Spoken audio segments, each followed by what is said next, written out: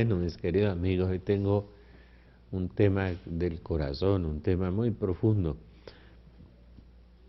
Y prepárense y estén alerta y escuchen con atención, pidan el Espíritu Santo, que el Señor les va a dar un gran regalo en este día. El día antes de la resurrección de Jesús. Jesucristo resucitó, por eso Jesucristo es Dios. Por eso el domingo se llama Domino, el día del Señor, el día de la resurrección, el tercer día. Pero en ese interreino sucede algo maravilloso. Yo tuve una experiencia, no vayan a creer que yo tengo experiencias místicas, ni carismáticas, ni que soy santo, no, no. Pero tuve una experiencia muy curiosa en la iglesia, donde los dominicos, un día que esperaba yo a un sacerdote y empecé a sentir una experiencia muy fuerte sobre los dolores de la Virgen María. Y sentí algo que no entendía y que entendí. No sé cómo describirlo. Digamos que Santa Teresa lo llamaría las visiones intelectuales. Empecé intelectualmente a saber algo que antes no conocía y que no sabía. Empecé a sentir una cosa impresionante.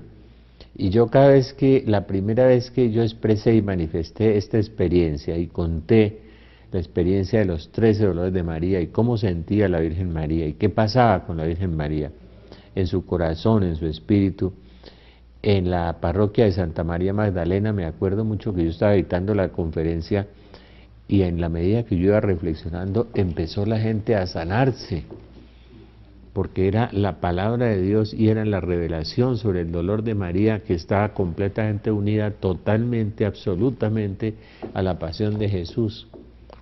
Imagínense que María es la llena de gracia, la llena del Espíritu Santo, que es concebida sin pecado original, o sea que no tiene pecado, o sea no tiene fronteras en el sentimiento, no tiene lo que el pecado original nos deja a nosotros es la capacidad de sufrir inmensamente, pero no de sufrir totalmente porque nosotros tenemos fronteras debido al pecado y tenemos limitaciones, y ella no tenía ni limitaciones ni fronteras.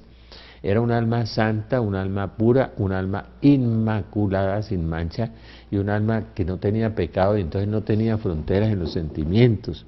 Me acuerdo que un día una amiga, en un sábado santo, estábamos orando y le dijo a la Virgen que le dejara sentir un poquito del dolor que ella había sentido, y mi amiga se desmayó, porque no era solamente el dolor físico, sino el dolor espiritual. Y la otra cosa, la homologación, la identidad, la fusión, la simbiosis, el alma gemela de María y de Jesús. Los dos tenían la plenitud del Espíritu Santo. Y la Virgen era la llena de gracia y Jesús era el hombre que el Espíritu le fue dado sin medida. Él era Dios. Pero su madre él era carne de Jesús, carne de María, sangre de Jesús, sangre de María, era Jesús de María. O sea, había una especie de gemelos, de almas completamente y absolutamente gemelas, espiritualmente, psicológicamente, físicamente. Lo que yo entendí ese día era que ella sentía lo que él sentía, y que ella lo sentía en esa plenitud total, en esa plenitud total.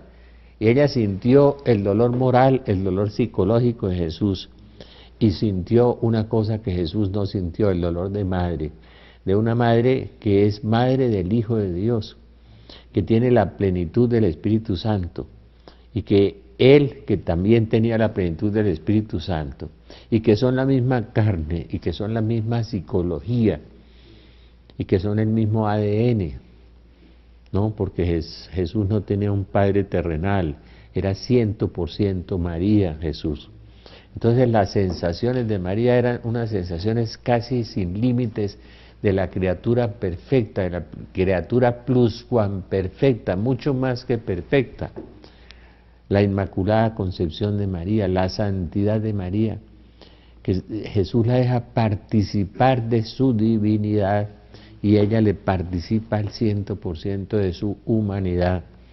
En mi libro sobre la María Reina está eso. Es una cosa impresionante. Entonces yo sentí en esa sala donde los dominicos, empecé a sentir los dolores de María no son 7, los dolores de María son 13 desde el punto de vista de la Biblia. y María sentía con unas sensaciones indescriptibles, inigualables, y yo diría que inmensas. No puedo decir que infinitas, porque solo Dios es infinito, porque la Virgen participó de la dignidad de Dios, y Dios es infinito. Entonces ella participó de la dignidad de Dios y de la divinidad de Dios. Es una cosa impresionante el misterio de María. De María nunca satis, de María nunca se ha dicho bastante, decían en la Edad Media. Entonces yo empecé a sentir en esa sala de los dominicos, curiosamente, Santo Domingo de Guzmán, que amó tanto a la Virgen y propagó el rosario, y con el rosario libró el combate contra las herejías en Europa. Ese segundo pilar que con San Francisco de Asís reformaron la iglesia, y en el pilar estaba cimentada la Virgen María y el Santo Rosario de Santo Domingo. No, en el convento de estos dominicos empiezo yo a sentir esa experiencia impresionante, impresionante, y a entender, como que el Espíritu Santo abre un espacio en la mente y uno entiende. Eso es lo que Santa Teresa llama las visiones intelectuales, cuando usted entiende sin estudiar, y Dios le coloca la idea ahí adentro y usted la entiende. Y entendí la magnitud de lo que era el corazón de María. Con razón que San Juan Eudes dice, corazón de Jesús es igual al corazón de María, porque es claro, Jesús hereda 100% María, su ADN, su psicología, su carne, su sangre, y María es divinizada, ¿no? Entra en ella la plenitud del Espíritu Santo, la llena de gracia, y entra en ella el verbo de Dios, la palabra por quien todas las cosas fueron hechas, que es una palabra infinita, se mete en el vientre de esta pequeña mujer. Uno no podría describir eso, eso lo entendí, y es muy difícil que las palabras describan eso.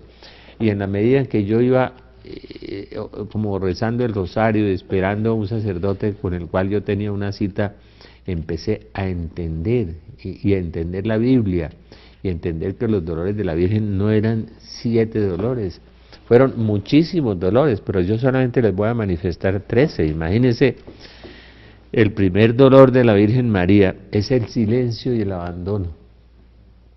María, Madre de Dios, el ángel le ha dicho que es madre del Hijo del Altísimo, y no le puede comunicar a José esto, que va a quedar embarazada por la gracia de Dios, que es el Espíritu Santo, y ya ha hecho su matrimonio con José, que se celebraba en un año, el compromiso que hacíamos antes del matrimonio, y ya va a quedar embarazada. A las mujeres adúlteras en Israel las mataban a piedra, y la Virgen queda embarazada, pero tiene que guardar silencio y esperar que Dios la justifique. Y Dios no la justifica sino cuando José resolvió repudiarla en secreto, porque la encontró embarazada. Es impresionante, y María guardó silencio hasta el último momento en que José tiene un sueño y le revela lo que hay en el vientre de María es concebido por el Espíritu Santo. Pero cuánto sufriría este silencio de esta mujer frente a ese varón justo, y esa fe infinita de la Virgen, abandonada absolutamente en Dios, esperando la justificación de Dios, en que Dios se ocupara de ella y la justificara delante de José. Y José, antes de salirse, como era un hombre justo y muy santo, resolvió repudiarla en secreto, no denunciarla delante del rabino porque lo hubieran matado a piedra por el embarazo, ¿no? Hasta que él quiso irse en secreto, y el Espíritu Santo le reveló a José que lo que había en el vientre de María era del Espíritu Santo, le reveló el ángel en sueños. Y la Virgen guardó silencio. Debió ser un dolor inmenso y una expectación, una expectativa muy grande, me imagino. Y usted ore en este momento, ore por ese dolor, y verá que muchas de sus heridas del corazón, muchas de sus llagas del alma y muchas cosas físicas se van a sanar cuando usted escuche esta charla. Muchas cosas, porque es la experiencia que Dios me ha dado, y por la televisión también, ¿no? Va a sanar muchas cosas. Pídele al Señor, porque la Virgen María está unida a Jesús. Lo que el Padre unió, no lo separe el hombre, y la Virgen está unida a Jesús por toda la eternidad. Por eso cuando aparece Jesús, aparece María. Cuando aparece el corazón de María, aparece el corazón de Jesús, y ambos son la manifestación del corazón del Padre.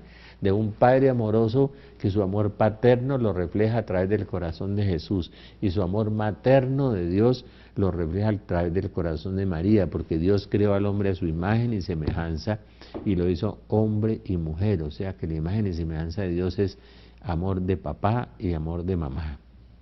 Y el amor de papá nos lo da a través de Jesús misericordioso y el amor de mamá a través del corazón inmaculado de la Virgen María. Miren qué cosa tan linda. El segundo dolor de la Virgen es, digamos, la pobreza total. Uno sabiendo que es madre de Dios, madre del Hijo del Altísimo. La palabra Él significa Dios en lo alto, por eso los ángeles terminan Miguel, Gabriel, Rafael, Dios Altísimo. Era una expresión que usaban los judíos para llamar a Dios de alguna manera, ¿no es cierto? Para calificarlo, el Dios inaccesible, el Dios Altísimo. Y el ángel le ha dicho que es madre del Hijo del Altísimo. O sea, es madre del rey, es la reina. Es la mujer que recibe la mejor noticia de la historia. La del rey Ahaz, que le dice, mira, pídeme una señal en el cielo y en la tierra. Y él le dice al profeta Isaías, no pediré ninguna señal. No era muy carismático el rey. La única señal que te voy a dar, le dice entonces, es que una virgen parirá un hijo, dará a luz un hijo, una alma. Una doncella va a dar a luz un hijo, la virgen antes del parto, en el parto, después del parto. Y la Virgen, sabiendo esa noticia tan gigantesca, que es madre de Dios, porque Isabel le dice la madre de mi Señor, o sea, es madre, mi Señor, en hebreo, Señor de señores y Rey de reyes, la palabra dominum, el que domina, el Señor es Dios, y ella es la madre del dominum, del que domina, la madre de Dios. La madre del rey, que como todas las madres de los reyes son reinas, entonces es reina. Y sabiendo esa cosa, tiene que soportar la pobreza, la humillación, el pesebre, y dar a luz a su hijo, al Hijo de Dios, en la pobreza absoluta. Y me imagino que su corazón de madre quiere darle lo mejor. Y es tener ese hijo en la pobreza, en Belén, lejos de su casa, en un sitio extraño para ellos, pero la profecía era que el Mesías nacería en Belén, la profecía de Miqueas, y nace en Belén y da a luz ahí en Belén.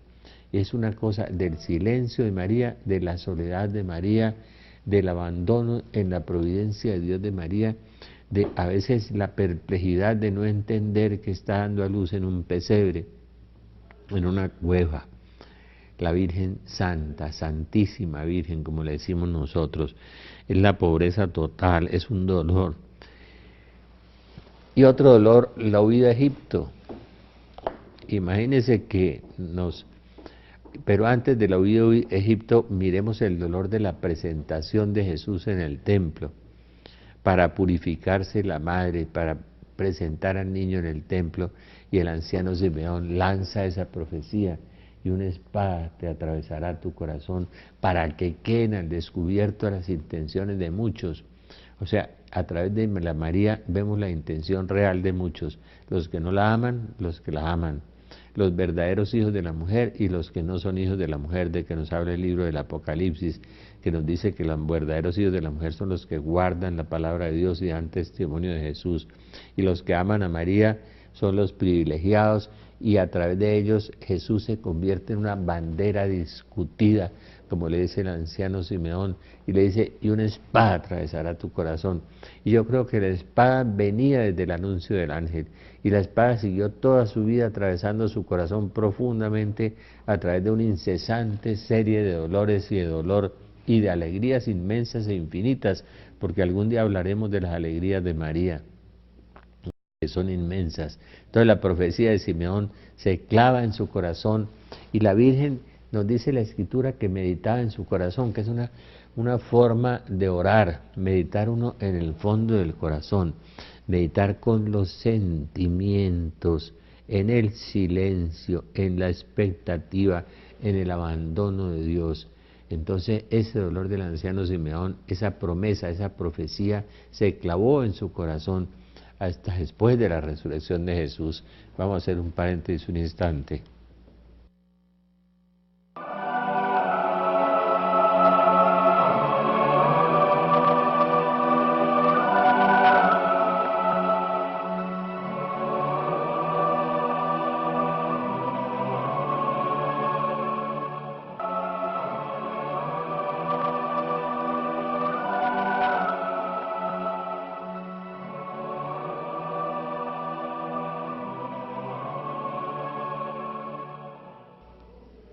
Nos dice el profeta Jeremías que se oye el grito, el alarido de Raquel, la mujer que ha perdido sus hijos. Raquel simboliza a las mujeres israelitas, que hoy hacemos honor a Israel y a las mujeres israelitas en María, la israelita por excelencia, de la casa de David, ¿no? Donde se cumplen las profecías mesiánicas en ella.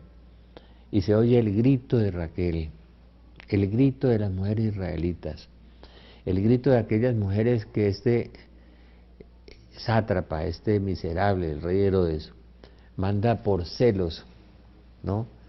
Por ansias de poder, de dominio, cuando le dicen que va a haber un rey en Israel y que las profecías señalan que el Mesías va a nacer y que va a nacer en Belén, y el rey pues se llena de salamerías y de engaños y empieza a investigar a dónde van a ser el Mesías y cómo van a ser el Mesías, pero empieza a sentir los celos de su reinado, cree que le van a quitar el poder, que lo van a destronar, que lo van a quitar de allí y lo van a reemplazar por el Mesías. Empieza a urdir en esa forma siniestra y macabra con que Herodes maquinaba las cosas, como la muerte de su primera mujer, como ahogar a un hijo en una fiesta, a un amigo en una fiesta, y todas esas cosas espantosas que hizo y que vemos que siguen haciendo los grandes sátrapas y los grandes tiranos del mundo, cosas macabras, ¿no? Para conservar su estatus, su poder, y de todas maneras van a morir todos tarde o temprano. Entonces, en los celos por el nacimiento del Mesías averigua en dónde, y es cuando el ángel le avisa a José que tiene que huir hacia el país extraño, hacia el país de la opresión, a Egipto, y tienen que salir de allí, ¿no? Para escapar, para proteger al niño de esa matanza cruel de los niños que manda menores de 2 años, que Herodes manda a cuchillar y manda a matar. Y viene el grito, el alarido de Raquel, el llanto de Raquel, el llanto de estas mujeres engañadas que llevaron a sus hijos invitadas y los matan a cuchillo los soldados de Herodes. Y se oye ese grito de estas mujeres retumba en la Virgen que con José va saliendo de Israel hacia Egipto, camino del desierto, a sufrir por el desierto, a sufrir de una manera increíble, inconmensurable por el desierto, a sufrir la pobreza, la soledad, la huida, el desplazamiento, ¿no? Irse para un país extraño, un país donde eran despreciados los judíos, y se oye el alarido de Raquel, que retumba en el corazón de María, porque María percibe, porque tiene la plenitud del Espíritu Santo, tiene la gracia de Dios, tiene el conocimiento de Dios, tiene la presencia de Dios, y ella siente ese dolor de estas mujeres que pasa por su corazón y retumba en su corazón el grito, el alarido de Raquel, de las mujeres israelitas que pierden a sus hijos por causa de su hijo, porque están persiguiendo a su hijo. A mí me parece que es un dolor inmenso del corazón de María. El corazón de María sufrió mucho, mucho. Por eso la Virgen es corredentora, por eso la Virgen une sus dolores a la pasión de Cristo y los une ahí en el vientre en ese momento y los sigue uniendo para siempre, por toda la eternidad, por esa unidad, por esas almas gemelas que eran Jesús y María.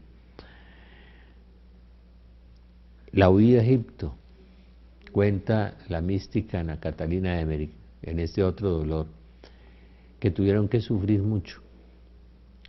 Los animales, que en esa época eran por bandadas de hienas, de leones, de serpientes, huyendo por los límites del desierto. El momento en que entran en una cueva, que dice la mística alemana Ana Catalina de Emmerich, y encuentran 2 ladronzuelos, y encuentra una mujer que tiene un niño leproso, y la Virgen ha bañado a su hijo en un agua, ahí en esa cueva lo bañó, y se lo entrega esa agua a la mujer, la mamá del niño leproso, y al niño leproso lo bañan en esa agua y se sana completamente. Cuenta la mística Ana Catalina de Emmerich, la beata Agustina, y cuenta de los 2 ladronzuelos, eran 2 ladronzuelos jóvenes, y dice, la Virgen dice, Ana Catalina dice que uno de ellos andaba con malas intenciones con la Sagrada Familia, pero la Virgen le entregó el niño a uno de ellos, lo cogió en sus brazos y sintió una voz profunda dentro de sí que le hablaba y le decía: morirás conmigo en la cruz. Es una historia impresionante en los libros de Ana Catalina de Emmerich. Huyen a Egipto, el país de la ignominia, el país que había oprimido a Israel, el país que los odiaba, lengua extraña, pobreza. San José tiene que trabajar para velar por la Sagrada Familia. San José monta un pequeño taller y trata de servirle a los judíos, porque los egipcios no lo iban a contratar, los judíos que había en Egipto, trata de ayudarles y trata de servirles y trata de prestarles su oficio de tecton, que es parecido, la palabra griega es original del arquitecto, que hacía no solamente cosas de madera y cosas de carpintería, sino que hacía cosas de piedra y de tallas para construir cosas. José era una especie de tecton, era un artesano debía ser algo maravilloso. El otro dolor, el dolor del templo, el dolor de la pérdida de Jesús en el templo. Imagínense cuando regresan, que es avisado José en sueños que regrese, pero que no puede regresar al sitio de origen, porque el rey Arquelao, el descendiente de Herodes, vivía allí, tiene que regresar a otro sitio, ahora a Nazaret, ir a vivir a uno de los sitios más difíciles de Israel en ese momento. Jesús vive en Galilea, y Galilea de los gentiles, como había profetizado Isaías, es un lugar con muchos dioses paganos, dioses fenicios, dioses romanos, dioses griegos, mucha idolatría y mucha corrupción. Parece que el destino de Jesús no es solamente el pesebre de Belén, el destierro de Egipto, ¿no? Siendo un desplazado en Egipto, completamente desplazado, peor que los nuestros, con un idioma diferente, sino regresar a un sitio bastante inhóspito y aprender un idioma diferente del hebreo, el arameo, que se hablaba en la vecindad de Siria. Pero regresemos al templo, tienen que presentar el niño en el templo, y porque ha cumplido 12 años, y los padres subían por un camino y las madres subían por otro camino, y bajaban padres y madres por un camino y el otro, mujeres por uno, hombres por otro, y hombres y mujeres llevaban los niños o niñas, iban con su papá o con su mamá, y cuando van al templo y lo presentan allá en el templo, a los 12 años se cumple con el rito judío. Cuando regresan y se reencuentran a los 3 días, se dan cuenta de que el niño no venía ni con papá ni venía con mamá tampoco. O sea, el niño se ha extraviado, se ha perdido. Cuenta una mística famosa que en el templo venía una parienta de Jesús que se llamaba Serafia, que después se va a llamar la Verónica, la que le va a enjugar el rostro en la pasión, y que esta mujer le traía la comidita al niño de 12 años en el templo, era su prima segunda, y tenía 6 años más que el niño tenía 12 años y ella debía tener unos 18 años. Es una historia muy hermosa. La sorpresa de María, que desesperada con José de perder esa joya, lo que Dios le entregó, el Hijo de Dios, ya sabían quién era. Y llega desesperada: mira, tu padre y yo te andábamos buscando, ¿por qué nos has hecho esto? El único reclamo que uno ve es la Virgen, angustiada: ¿por qué nos has hecho esto? Tu padre adoptivo José y yo, angustiados, te estábamos buscando. Y esa frase que debió dejar a la Virgen meditando en su corazón, ¿no? Y no sabíais que debía ocuparme de las cosas de mi padre. María le acaba de mencionar al padre, pero era su padre nutricio, el que lo había adoptado. Y Jesús se refiere ya a otro padre: ocuparme de las cosas de mi padre. Y ya el don de la sabiduría había empezado a aflorar en Jesús, en el templo. Y la Virgen y José perplejos. Ambos participaron inmensamente de este dolor. José participa del dolor de Egipto. José participa de la muerte de los inocentes. José participa de la soledad también ahí. Y entonces vienen los dolores de José a conjugarse con los dolores de María también. José tiene que vivir, ser el protector de esta familia y también guardar silencio, porque era un varón justo y silencioso. Y la Virgen María allá en ese templo, cuando ha regresado con ese niño para regresarlo a su casa, se le ha perdido la joya de Dios, la joya de la corona, el Hijo de Dios se perdió. Yo me imagino en su corazón inmenso, su corazón sin límites, su corazón sin pecado original, lo que sentiría de perder un hijo, de perder su hijo. Si cuando una madre pierde a su hijo es tan dramático y es tan espeluznante lo que nos sucede tanto en Colombia, ¿no? Con los hijos perdidos, con los hijos robados, con los hijos desplazados, con los hijos muertos. Este dolor de la Virgen María debió ser inconmensurable, la pérdida de Jesús. Y el dolor de José, que acompañaba a la Virgen en todos estos dolores, la acompañó en ese tiempo José. Esta clase de hombre que uno no sabe qué clase de hombre escogería Dios Padre para protegerle lo mejor que tenía, a su propio Hijo, que se hizo hombre.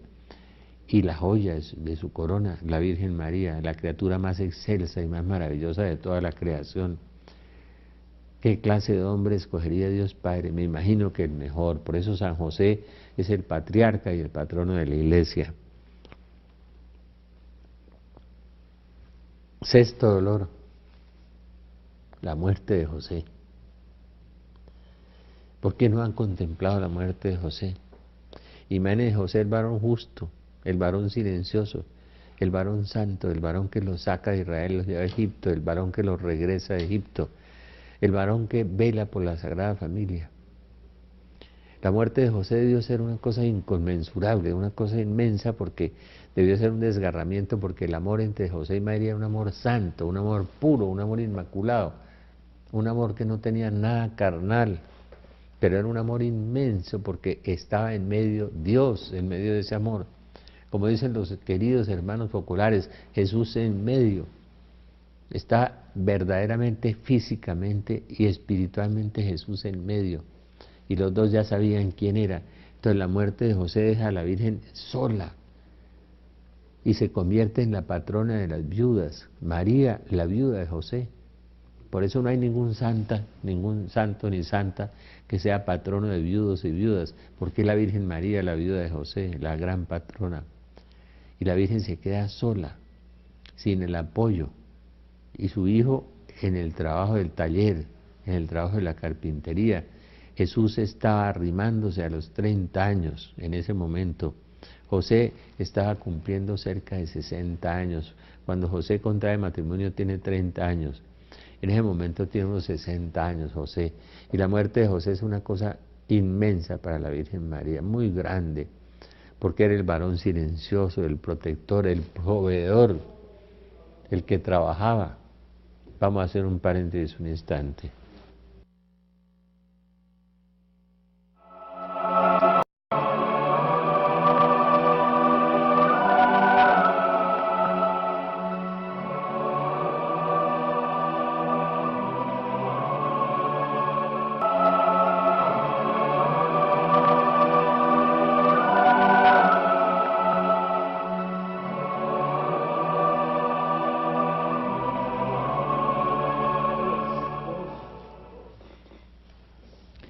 Y la Virgen se queda sola, viviendo con su hijo después de la muerte de José, San José, santo tan grande, ¿no? Que dice Santa Teresa de Jesús que a algunos santos Dios les concede dar algunos favores y que a San José todos.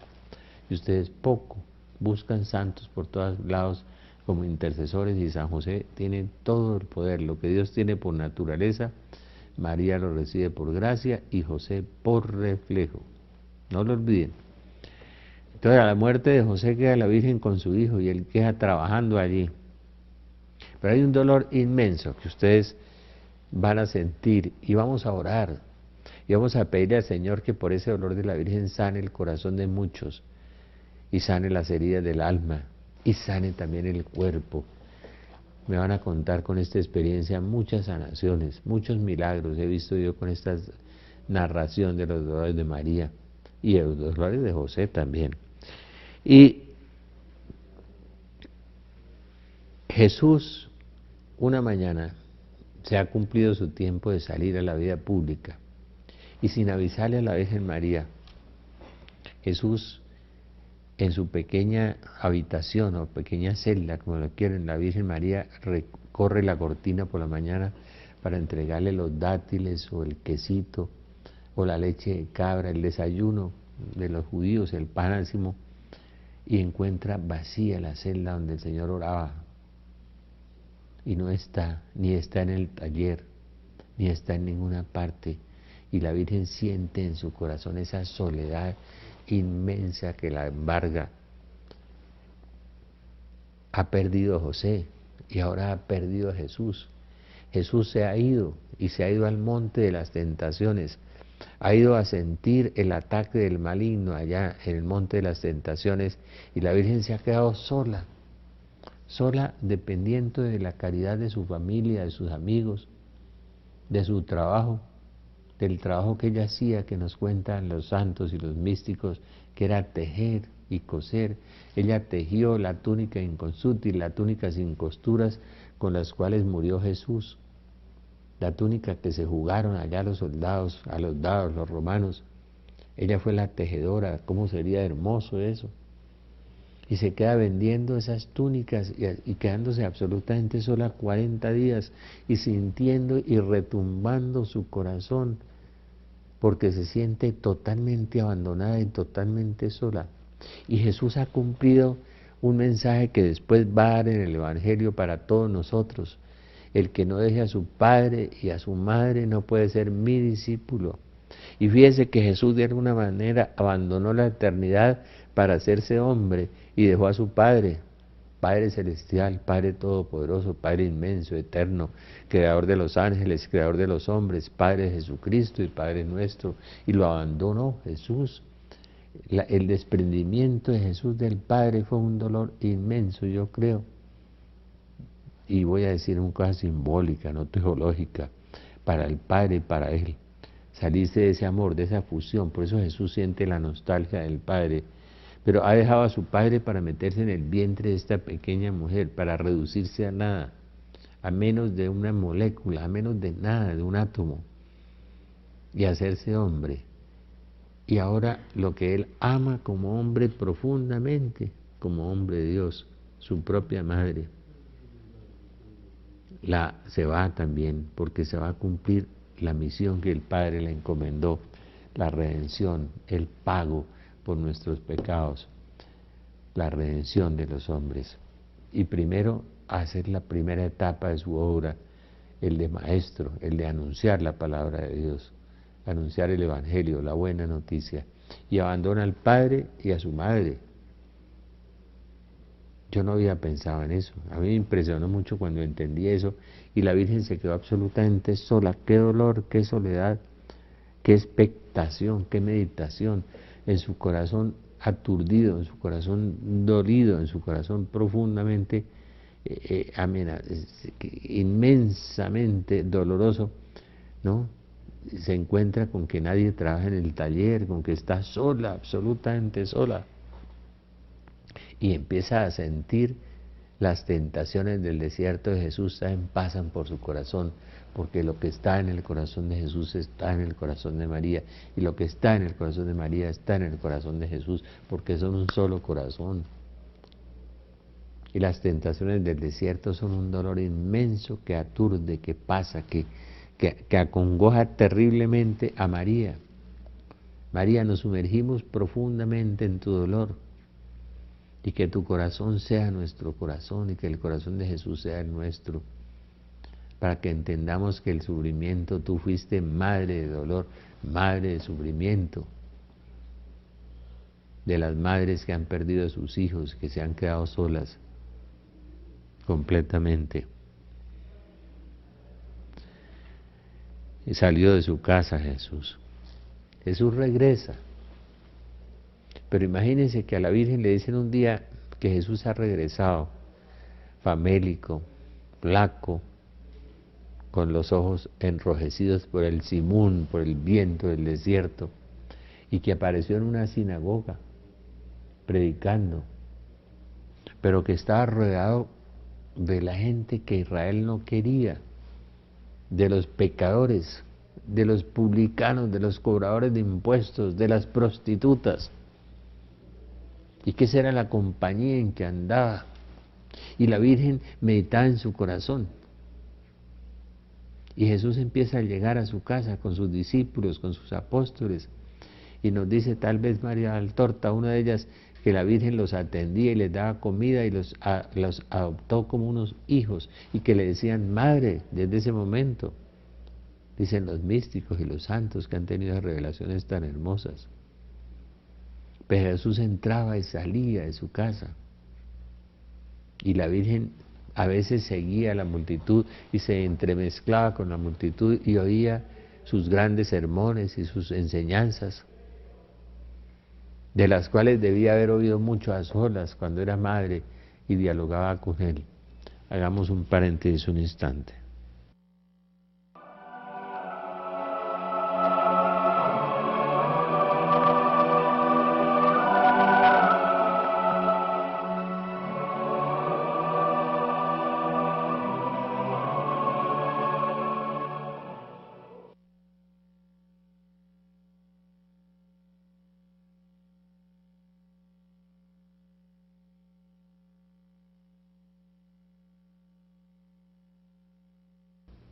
Uy, pero ¿por qué, David?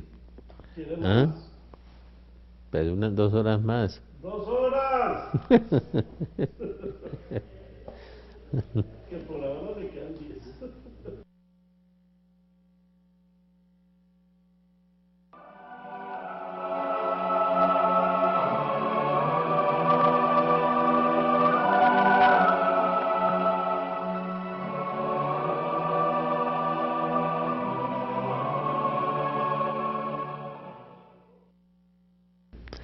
La Virgen tenía que oír y escuchar lo que la gente comentaba de Jesús, ¿no es cierto?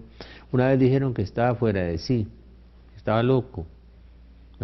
¿Qué pensaría en su corazón? Otra vez dijeron que el Señor estaba endemoniado, que hacía milagros por la obra del príncipe de las tinieblas allá. Que esos eran los milagros que hacía. Le dijeron que era brujo, pues. ¿Y la Virgen qué pensaría en su corazón? Imagínense. Era una cosa tremenda. Y una vez lo persiguieron, intentaron matarlo, arrojarlo por un lado porque habló. Y una vez le contaron a la Virgen que había sacado a fuete a los comerciantes en el templo, a los traficantes de las cosas de Dios, ahora que hay bastantes que trafican con la palabra de Dios y con las cosas de Dios, y que Jesús los arrojó a fuete del templo. ¿Qué pensaría la Virgen? Ella que conocía a este niño, este joven manso y sencillo y humilde, de ver ese acto tan fuerte que Jesús tuvo. Cuando dijeron que estaba endemoniado, cuando dijeron que estaba fuera de sí, cuando intentaron arrojarlo por una montaña, ¿qué pensaría este corazón de esta madre? ¿Qué pasaría por el corazón de la madre? Y meditaba en su corazón, ¿no es cierto? Y es rechazado por los vecinos. ¿No es este acaso el hijo de José y María? Y ahora viene a dársela ¿de qué? De que hace milagros y que es hijo de Dios. Estás loco. De modo que en su tierra no pudo hacer muchos milagros, dice la Biblia, porque lo despreciaron, porque dicen los ingleses que lo familiar se vuelve despreciable, y uno experimenta eso en su propia vida, con su familia y con sus amigos. Este se enloqueció definitivamente, nosotros que lo conocimos, y peor a nosotros que lo conocimos de pecador, pero a Jesús no lo han conocido de pecador, pero lo conocían desde niño, jugando. Este no es el hijo de José y de María, para venir a dárselas ahora de algo. Entonces la Virgen tenía que soportar todo eso. Ustedes tienen que pensar en eso cuando le dicen endemoniado. Y el dolor que me impresiona mucho más es la traición de uno de los 12, que la Virgen le había dado comida, le había dado albergue, que lo quería, que le decía madre, Judas, y que la Virgen recibe la noticia de que ha sido traicionado su hijo por uno de sus amigos. ¿Cuántos de nosotros nos quejamos de que nos han abandonado? Uno de los grupos de oración, que la gente entra y sale como por un hotel de puertas circulares, y después de recibir muchos favores a veces salen disparando contra uno y uno dice, pues ¿esto qué es? ¿No? Es la traición, es el corazón humano, la ingratitud. Jesús, que lo seguían multitudes y multitudes, ¿no? De Decápolis, de las 10 ciudades, de todas partes, de Transjordania, de todas partes, de Galilea, de Judea, lo seguían, y a la hora de la cruz, la Virgen María, San Juan, María Magdalena, María de Cleofás, subiendo a la cruz, nadie más, las multitudes desaparecieron porque el corazón humano es eso. A la hora de acompañar al amigo en el dolor se va, lo abandona, lo deja solo. Y la Virgen piensa en esa multitud cuando sube hacia la cruz, piensa en la traición de Judas, cuando lo desnudan, y el golpe del martillo y de los clavos suena y golpea en el corazón de María, cada golpe, cuando lo azotan, le dan los centenares de azotes en todo su cuerpo, no dejaron un solo lugar de su cuerpo sin golpearlo por delante y por detrás, cuando pasa por la ignominia de la desnudez, lo peor para un varón israelita, como fue lo peor para el profeta Isaías delante del rey Sargón, la desnudez delante de los hombres, como describe la pasión de Ana Catalina Emmerich y describe esa película. Entonces la Virgen tiene que soportar esa ignominia, tiene que soportar el dolor de la pasión, vivirlo, y encima del dolor que siente ella, que sentía en su corazón Jesús, la carga, el peso de la humanidad, lo de Getsemaní que pesa sobre María, y cuando llegan a decir que los soldados lo han capturado en Getsemaní, y que viene atado y amarrado, y que Judas lo ha traicionado, y que Pedro se escondió, su gran amigo Pedro. ¿Qué pasa sobre el corazón de esta mujer? ¿Qué hay en el corazón de esta mujer? Que es insondable, que es un corazón que no tiene pecado, que lo siente todo de una forma casi ilimitada, casi infinita. ¿Qué pasa cuando la Virgen ve levantar la cruz, clavarla contra el piso, cuando ve a su hijo gemir y gemir, y le ve todos los azotes en todo el cuerpo? No tenía rostro, apariencia de hombre, no tenía apariencia de hombre, hecho un guiñapo sanguinolento, espantoso. Y esta mujer abrazando esa cruz y recibiendo sobre su cabeza las gotas de sangre y de agua. Y Jesús perdonando a la gente porque no sabía lo que hacía. Decía Ana Catalina Emmerich que cuando él grita, Padre, perdónalos porque no saben lo que hacen, se está refiriendo a la pasión, a lo que hicieron con él y a los insultos que proferían contra su madre, que era lo que él más amaba, porque la insultaban ahí, debajo de la cruz, los soldados, los escribas, los fariseos, los religiosos, los buenos, insultando a su propia madre, que participaba profundamente de esa pasión en una forma impresionante.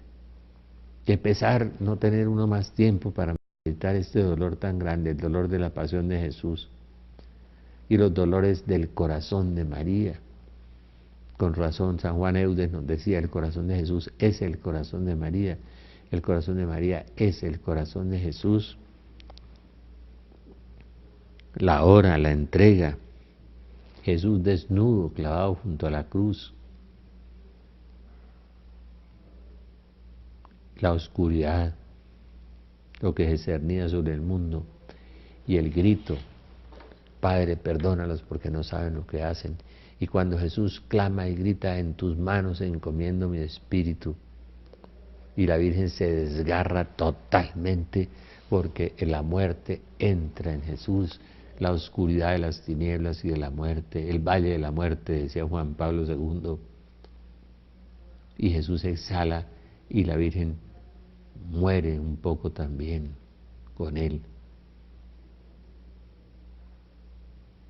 Cuando tienen que bajarlo de la cruz y recibirlo ella, recibirlo los clavos, la corona de espinas, recibir el cadáver, abrazar el cadáver, y con su velo y con su manto limpiar el cadáver.